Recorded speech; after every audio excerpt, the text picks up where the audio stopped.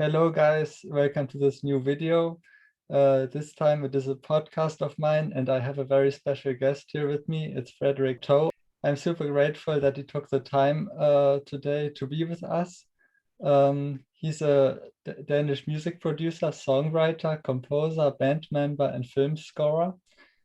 And his biggest achievements are that he won a Danish Grammy 2009. He is the producer of the song Only Teardrops, which won the Eurovision Song Contest in 2013. And on the internet, I found out that he had more than 30 songs on national radio in Denmark, but that might be outdated already again. And he produced and co-wrote several platinum records and number ones.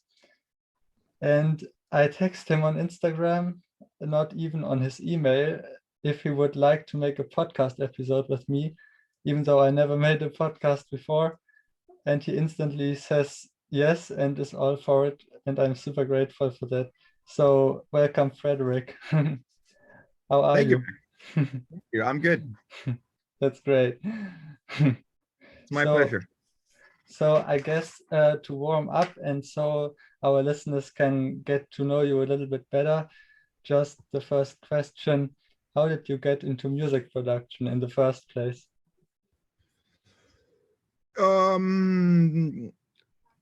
I wanted to, well, I can't remember a time when I didn't want to do music in some form. It was always like, there was always this magic to, like, even from my oldest childhood memories, there was always that I got into music very early on and was drawn to the magic of it and started playing guitar when I was 9. And I think it was always that trajectory, but I think up until my mid-20s, I think that was mostly centered around becoming a musician. And I did that in my teens and early 20s. It was all about playing in bands and touring and making indie records and all that stuff. But I think at one point I realized that the fun part about it was the kind of creation part of it was not playing the same songs over and over in a on stage or in a rehearsal space or wherever you do that. It's the creative vibe of the studio and the kind of the ability you have as in production to work across many styles and kind of be allowed in as the 5th or 6th member of a group, if that's who you're working with, and that was probably what drew me to it in the first place. Obviously there's it's a lot of fun playing live and performing and all that stuff, but I think at some point I just realized that my juice was really flowing in this creative environment. So I just kind of turned my focus solely to that. And I think I also realized that had kind of been my role. Even in bands, I would always, from my early teens, always be the guy who would be like on top of a table screaming, trying to get everybody to kind of follow my vision or the plan. And it's a good shortcut to be able to just live that authoritarian streak, if you will. Yeah. Being a producer, I mean. Yeah, that fits something that came to my mind when I listened to the songs of your band, or in fact, these are 2 bands, because what I found was that they sounded like you really had fun in the production process, and it sounds kind of playful, and it's not always very serious. So it's fun. It's absolutely ridiculous. Yeah, exactly.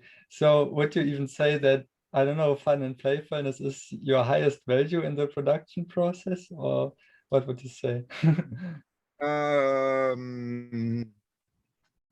Yes, in terms of the process, but not necessarily in terms of the outcome. Whereas I think in my own band, that probably spilled out into the outcome. But I also, yeah, and I think I'm a pretty happy guy. So if it was a very honest expression. Be a Kid Hereafter albums, that it is like that feeling of wonder and fun and quirkiness. It's like it's not especially at the time, it was not it wouldn't have been honest for me to kind of write deep, serious, soul searching music, because it was all about like adventure and exploration at that time. I also found a quote of you on the internet saying, I think metal for me is concentrated positive energy. Do you remember that? Because I once found a I don't comment. remember that, but I like it. I still stand by that. Because once I found a comment under a music video which said, this music makes me feel so alive. And I thought, I agree with that. Like, music that makes me feel the most alive kind of is the music that I like the most. And that also made me think of your quote, metal for me is concentrated positive energy. So would you say it's as simple as that? The more alive music makes you feel, the more you like it, or would you put it differently? I think that's actually quite spot on. I think that's yeah. There is, it's a resonance thing too, right? That like some music will kind of literally strike a chord inside you, and whether you want to call that feel alive, or if it's just, if it's a frequency thing where you just and this also change this this evolves throughout your life, right? What your taste preference is, and sometimes you can be surprised that like at music you would not usually listen to, and then there's a song that just hits home with you and just kind of deeply resonates with you, and I mean that's kind of the magic of it, that is there is this kind of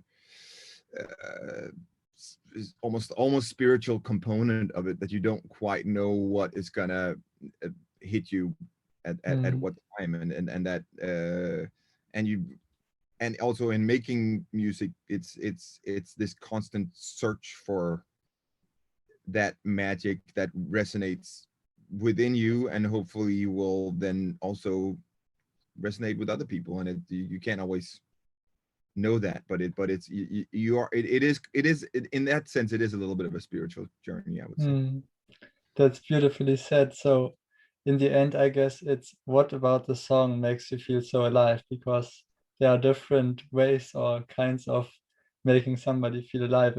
It can be, does the song make you feel understood, or does it just fill you with happiness, or what exactly is it? And yeah, you can't always describe it perfectly. And yeah, that's part of the beauty about it. Right, but I think even with, I mean, I always felt like even with I've been an extreme metal fan throughout my life, and I think that's it's not, and I think that to that quote, it was never, it's not about like getting rage out, or necessarily getting like negative, giving voice to negative emotions. I know it is like for some people, and even that is a positive thing, because then they don't channel that rage into other stuff. But for me, it was always just this kind of combustible energy that we all have, this like adrenaline, this potential for these like adrenaline outbursts, and that are this extreme happiness, or whatever kind of high your body will naturally produce. And it was all it for me. It's like it's an instant trigger for that type of energy, and that I've always just connected that to something positive. But also I don't have a violent bone in my body, so it's not, I don't know what that that urge is. uh so for me, it has always like taken the form of like euphoria, the feeling I get from hearing like super aggressive and like compact, like energy filled, fast paced music like that. But it's not that different from like when I've recently I've been listening to like a lot of minimalist and what do you call, ambient classical stuff, and I'm my newest project is making some of that on my own as well. And it's like it's the same thing when there's like a sonic quality that hits something. It's like it's a calmer emotion, but it's still like something awakens, some kind of high awakens in you. Yeah, That's a weird comparison, but just to say that it's like there is something vibrationally in you that has to like come alive when you listen to whatever song. Or I'm probably more on that that vibration, so to speak, in my life right now. But just to go back to your middle quote. Sorry, go on. No, it was fantastic to listen.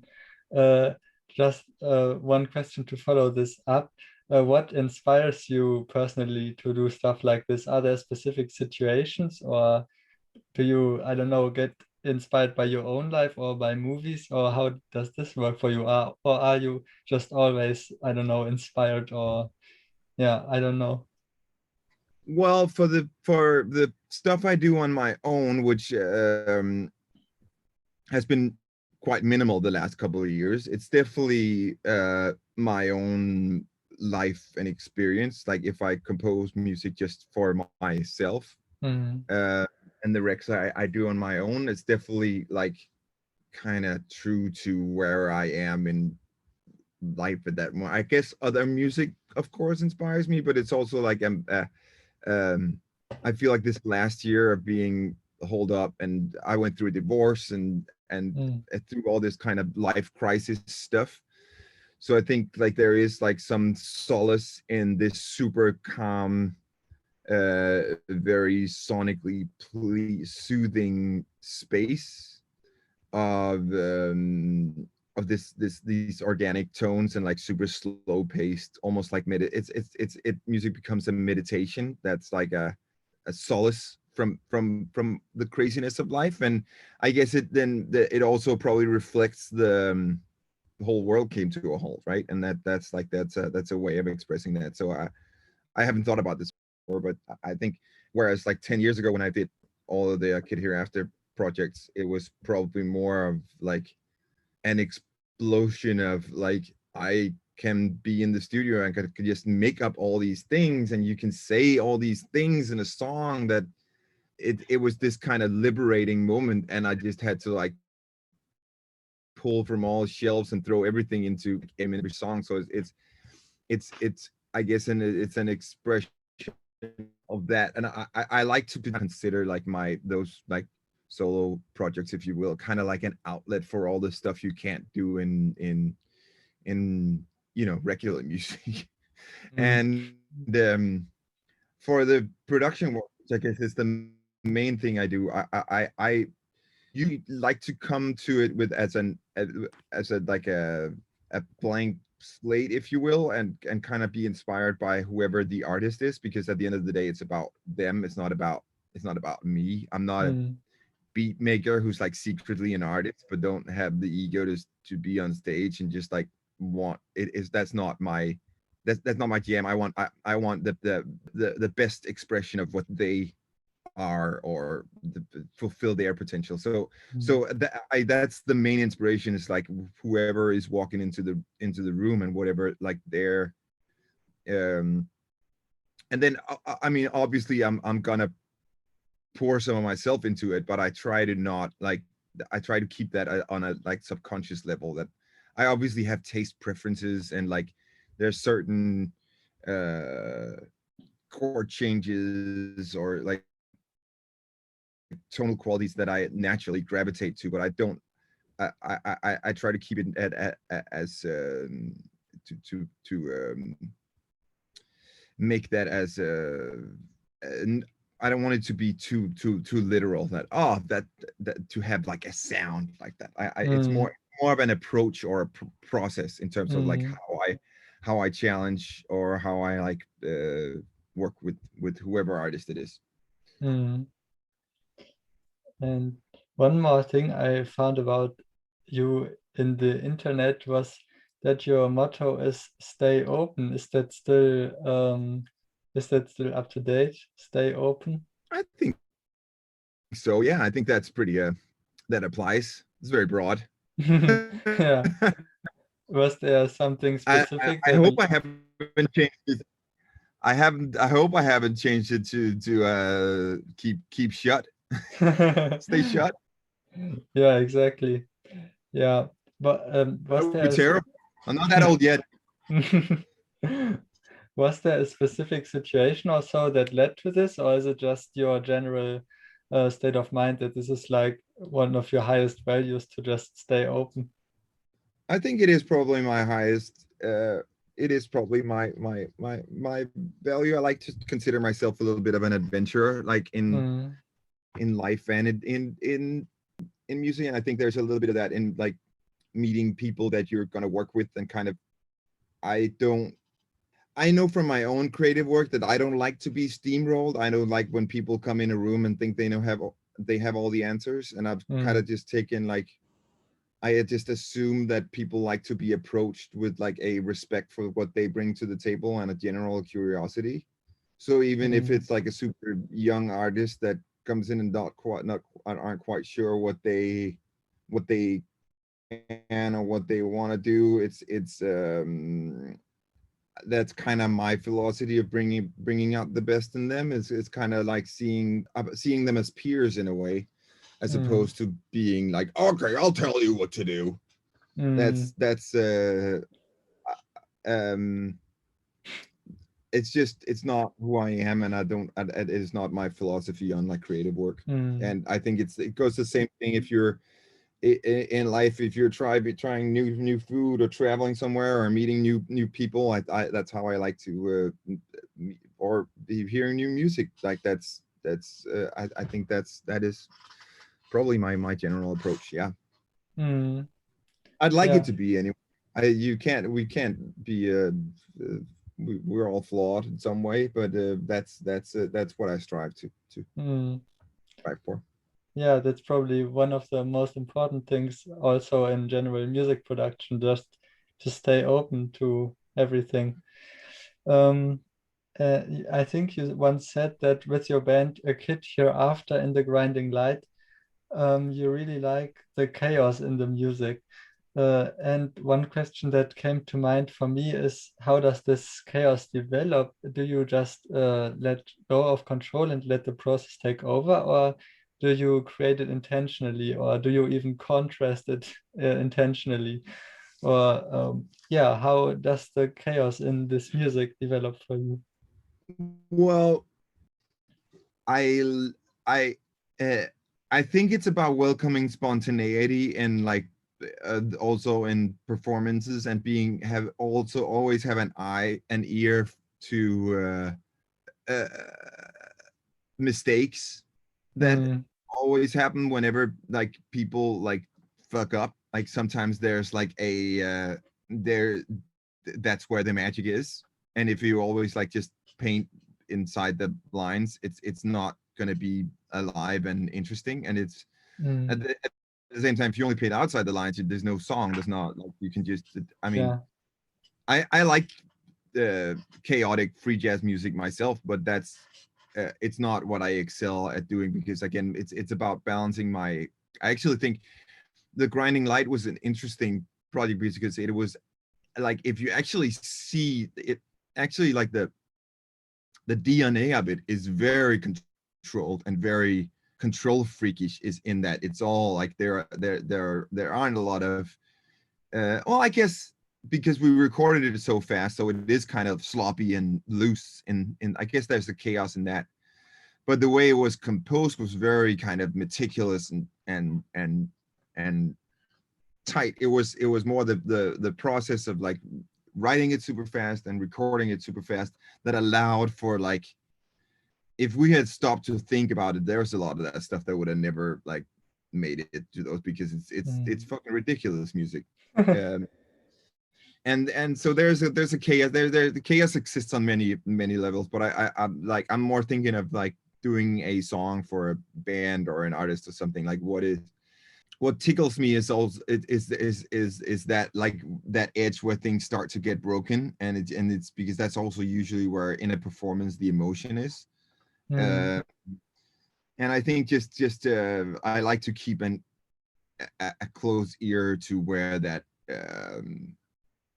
balance is, and kind of embrace when things go off the rails, and use that as a sprinkle instead of just being like, no, that's all had to line up to. And especially it's because the way we record music nowadays, unless you're a analog purist, is like it's so easy to get sucked into the visual representation on your screen with like everything just follow the grid and you're gonna be fine. It's all like everything should be in tune and all that stuff.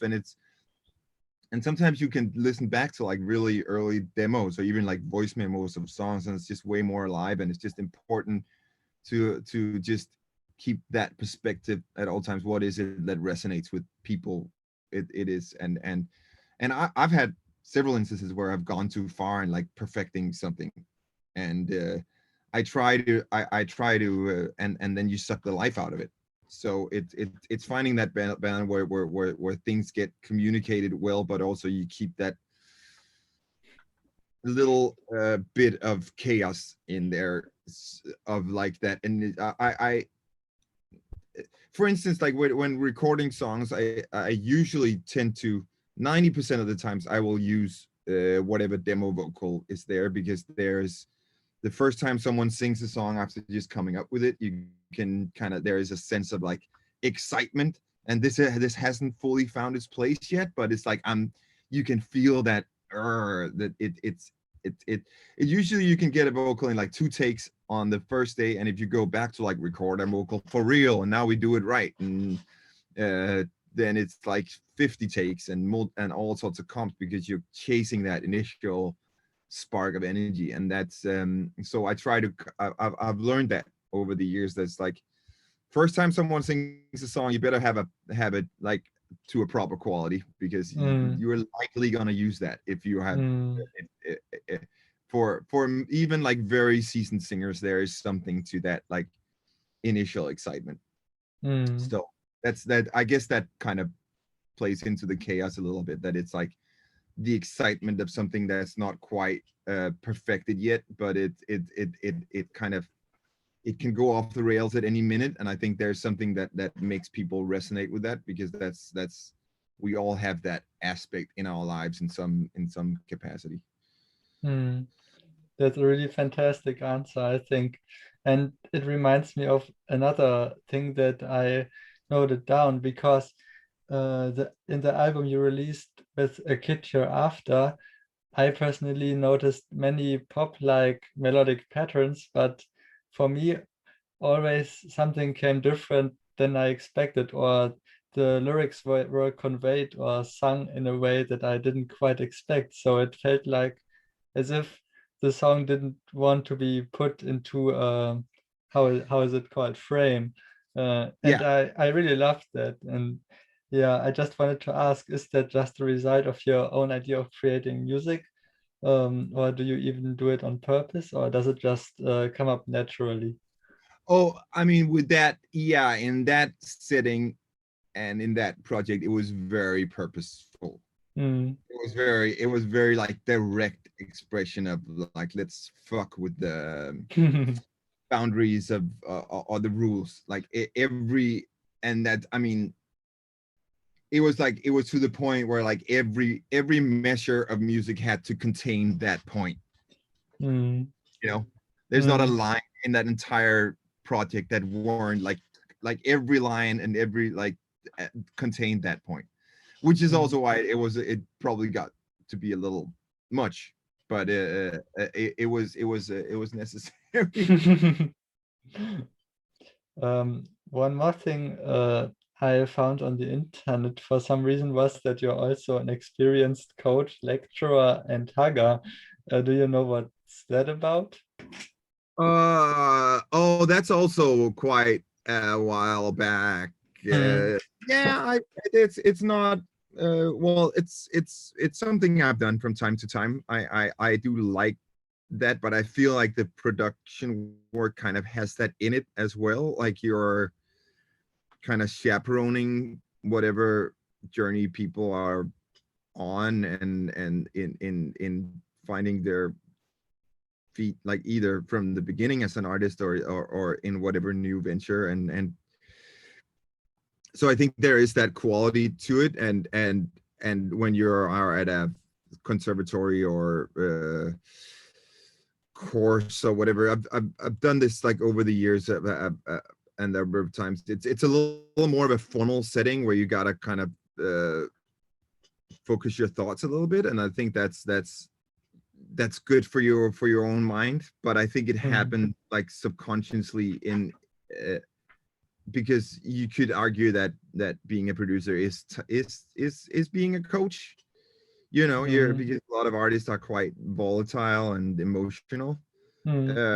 So it's about like creating a space where they can feel safe to express themselves, but also kind of sort out the kinks of like insecurities and all that stuff. There are all those aspects are like contained within the framework of what I do professionally. So I think it's more like an extension of that you can like put yourself in a setting of a school or something where it's like, all right, these are mostly it's like it helps me sort like my own process, kind of what we're doing now. You know, it's nice to kind of talk about it one level up. Yeah.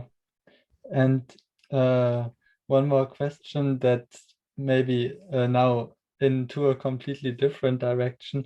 What was an essential thing about music producing that took you the longest to master or to understand?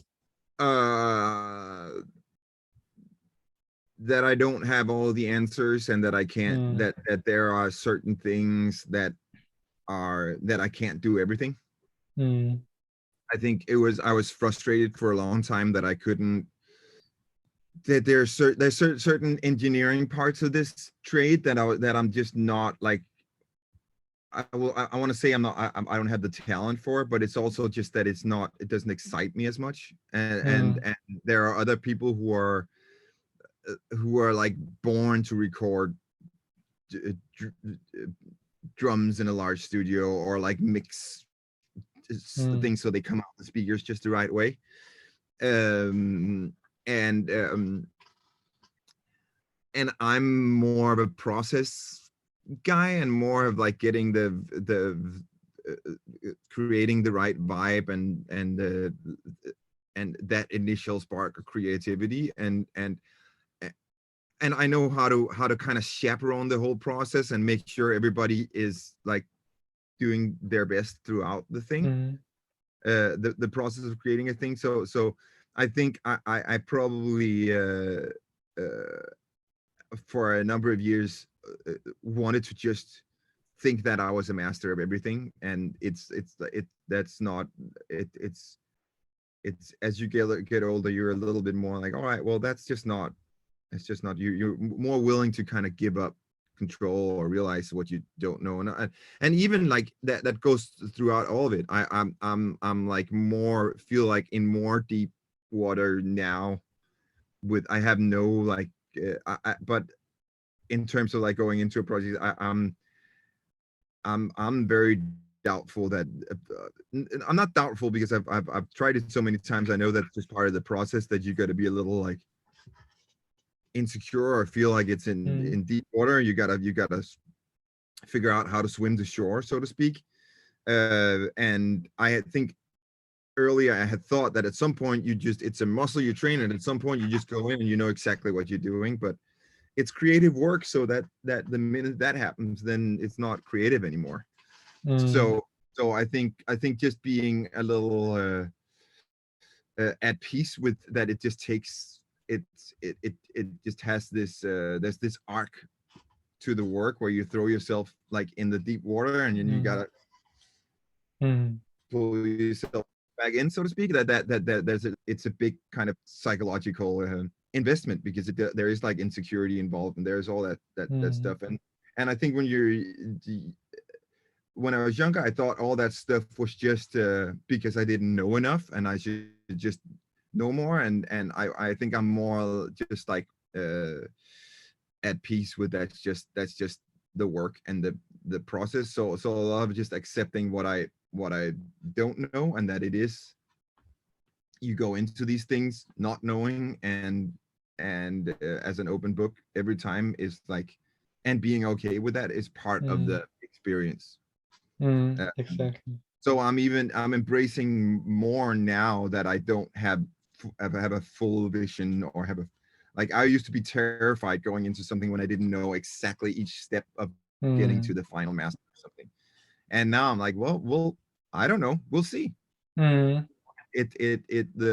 you kind of enjoy every uncertainty that lies around every next corner.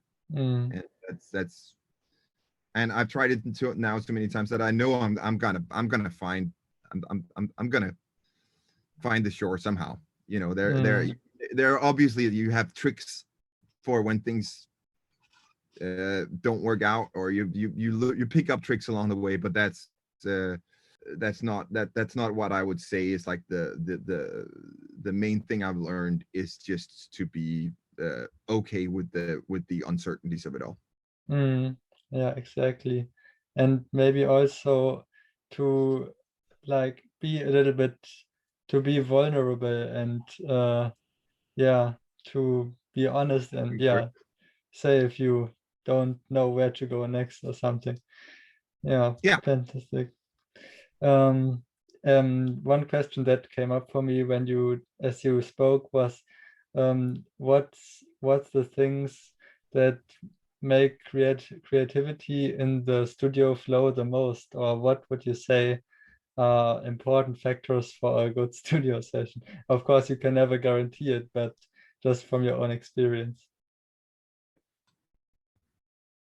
Well, it's a little bit of a balancing act, because it's you gotta, it's this magic thing where you gotta establish a vibe so it doesn't feel like work, but at the same time you gotta do the work. So it's sometimes you hit a wall if you're too like, if you're too eager for it, it will rarely produce good results. But if you're too lazy, obviously you won't get any results. So it is I always kind of approach it a little bit as like couch sessions. So it's like the first half hour will always be like a little bit of like almost like therapy, where you like talk about this and that, and then you kind of get into like, yeah, like real shit about just establish a willingness to be vulnerable. I think that's mostly when you meet new people, but even like getting back in with artists I've worked with for years, that's always like how we start, just kind of connecting on a very personal level, and then you know that you have that baseline of that this is just, we're just people in a room connecting with each other, and then that the music flows from that. And then I just, whenever the music do start flowing, then I I I, I like to just kind of keep it there and keep people performing and giving stuff. But if you don't have that first component, then it's gonna just feel like work, and you might not. And then sometimes you gotta back off too, because if you can feel like people are, so it's about like just being aware of like where the other person is at, or where the artist is at, like mentally, because sometimes you do need to go out for a coffee or for a meal, or you need to bring it back into that a more friendly space. So in that way, it is a little bit of a balancing act, but yeah, I'm not sure I can get it closer, because we all you're kind of striving for that feeling of flow when everyone is just firing on all cylinders and you're just bouncing off of each other. And there is like a trick to getting there, and I find like if you're like connecting on a personal level first, it's easier to get there. But it's also honoring, like when you do get there, that you also just power through and do the work, because it's those once you can get an insane amount of good stuff done in a very short while, when and it's about capturing that. So if you think that you have to make it like this vibey thing, and there's also honor in in really doing the hard work. But I prefer to do it when you're on a roll. It doesn't feel like hard work, but you can be very good. A lot of stuff done at those moments. I don't know. It's a little wobbly, you know. Yeah, but I think that's only natural, because I think the best sessions aren't the sessions that you go into thinking, okay, I want this to be a good session.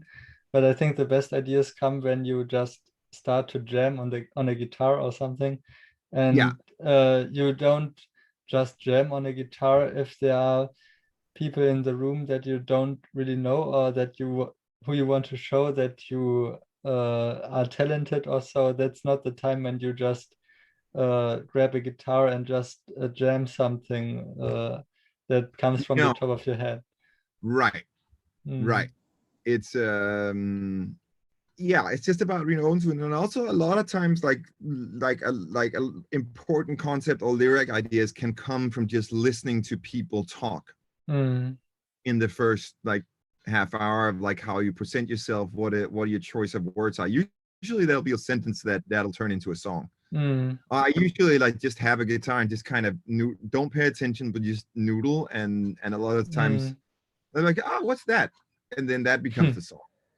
So now we're kind of talking about writing as much, but it kind of, in what I do now, tends to flow together, because I'm like, I get in the room with people, and it's like maybe they'll bring some songs to the table that need finishing, or need a sound, or need like, they need to know what to do with them, and or we'll write something from scratch, and usually that whole process will kind of flow together in getting acquainted through music. And I find that like kind of like, it's almost like a hack that you allow yourself to stumble into it, where I always get anxiety of like, okay, so you got any ideas? Like, oh, how about this? That's always like, it's better like, oh, what's that? What? It's the discovery part of it, as opposed to like, okay, now we create. It's almost like you gotta create those hacks so that you can like roll into it, because those are usually the best ideas. Yeah. And often I think the one who has the idea isn't even aware of how great the idea is, and there need to be others that tell them, oh, we could turn this into a song, or that's Yes. something for a hit song, or I don't know. Yeah. Yes, and that is that's what's been how this past year. That is like that feeling of being with someone in a room where you can just kind of go back and forth, and you play something, someone starts singing something over it, and then it's just a little bit of delay that we have on Zoom is a big obstacle. But I guess it, in some ways, it's created this other thing where you gotta hear each other out a little bit more, which I sometimes also can be good, because like, okay, so how about this? And then you sing your whole verse idea, and it's a little bit more daunting, because you can't like, there's a vibration in the room that's missing, and you gotta, it's a little bit more performative, I would say, this way of doing it. I mean, I would, man, I don't think I would have been able to do this 10 years ago. I would have not this Zoom session. Have you been doing these a lot? Yeah, in the last time, actually quite a lot, but the first times, and it's still, but especially the first times it was a little bit stumbly for me, because I never was sure if the other one was understanding me correctly, or if my mic was positioned correctly, and if everything was in the right timing. I actually prefer to talk to people like in person. That still feels the best to me, but Yeah. I think it's possible to get used to it, but it will never be the same as if talking in person next to each other, I think. Right. Well, we'll be back to that soon enough. Yeah. Yeah. I mean, it works, and we can be grateful that it works this way. Oh, yeah. Yeah. Imagine isolation without this stuff. Jesus. Oh, yeah. Well, one thing you mentioned in the beginning of the conversation that music, or certain styles of music, can be a little bit like a meditation. And that's kind of funny, because I just lately became a certified meditation teacher, and I just wanted to ask, Does Really? yeah, Great. yeah. I just wanted to ask if meditation also plays a role in your life, just because you mentioned the word, just as a long shot. Yes, I do. I do TM on a Oh, regular basis. Lately, I've been a little too busy, and it's but it's like a valve. And I've done one of the Vipassana, the 10-day oh, silent things too, which was oh, the best thing I've done in my life. oh, cool. Um, yeah, and I want to do. I actually promised myself I would do one of those once a year, but it's now been 2 years and I haven't found the time for it. But it's yeah, it's just medicine. Mm, It's how I, I look at it, and it's definitely it's a life improvement skill. Like I did the mm, team course like 10 years ago, and I've been doing it on and off. I feel it's very hard for me to create the morning and afternoon habit, but I aspire to. I mm, have like for the first 3 months of this year, I did it like rigorously, and it is the best thing you can do for yourself, mm. for sure. Yeah, it really affects all areas of life. And just because I guess many music producers will be watching, I have to ask, did it also influence your way of making music, or did certain ideas come up that didn't come up before? Sorry. Not directly, but it Mm, does give you a center. I do get like anxiety and stuff when like you walk. It is like walking into a room with like people you've never met before, or like new, or even you have met them before, but it's like new people. mm, It's constantly like it is a very social trade, and then at the same time you gotta you gotta be vulnerable, you gotta be all these things in order to yield good results. So it can like be very anxiety mm, filled, and I feel like meditation is like helps you center and helps you kind of just uh help to keep that in check. That is mm, all just that, and I feel like for me it's like it's a counterbalance to that unease mm, about it, because a lot of times I won't it's not it's definitely it's not something I look forward to. I have to force myself into the situation of being in a section mm, that once I'm there, I'm like, yeah, I'm swimming, I'm in the mm, water now, I'm swimming, it's great. mm, But you gotta take the plunge first, and mm, it feels like that sometimes, and I think it's meditation is like calming the waters and making it all a little you're more focused when you're around people, and you're less scared to go into the, I won't say it gives you confidence, because that's not right, but it gives you more room, it gives your mind more room to breathe and in turn be confident. mm. All right. I think we're running a little bit out of time, so maybe just one last question. Yeah. Is there a really open question? Is there something that you would just like to get out there to aspiring music producers, or a big lesson for you that you want to get out there, or yeah, something like that? I would say don't get too caught up in the technical side of things. It's easy with all the toys and all the sounds and all that to get pulled into this nerdy side of things, where I feel like, for me at least, the joy of doing this is the social aspect, where you are like connecting with with an artist, and you're making something in the space between you guys, and it's Mm, like this uh being aware of that in a session. It's not about like your everything in the track sounding perfect and right. That's not, in my experience, not what most singers or artists like feed off of. It's like it's about creating a vibe, and that happens as much in the room between you and what you like, how you communicate, as what is coming out of the speakers. And a lot of times you get so like prideful about your craft, and it's not that. And sometimes you in my experience has been that I've spent too much energy of that side of it. Whereas the more I learn, it's like the magic happens in the space between people in the studio. And that's a little fluffy to say, but it's like sometimes you yeah, just be back to the be open thing. Be open to what the if people around you are happy and are getting and the creative juices are flowing, it probably is so. That's a great answer, and also a great answer to wrap this up. And I just want to say one more time that I'm so grateful that this worked, and you were a fantastic first guest, and it was a fantastic talk. Thank you. And I wish you a great session and fantastic last days in LA. And yeah. Thank you, Max, and good luck with the podcast. And it's a great honor to be the first one up. All right. So thank you very much, and goodbye, Frederik. Bye. Goodbye, Max. Thanks, everybody.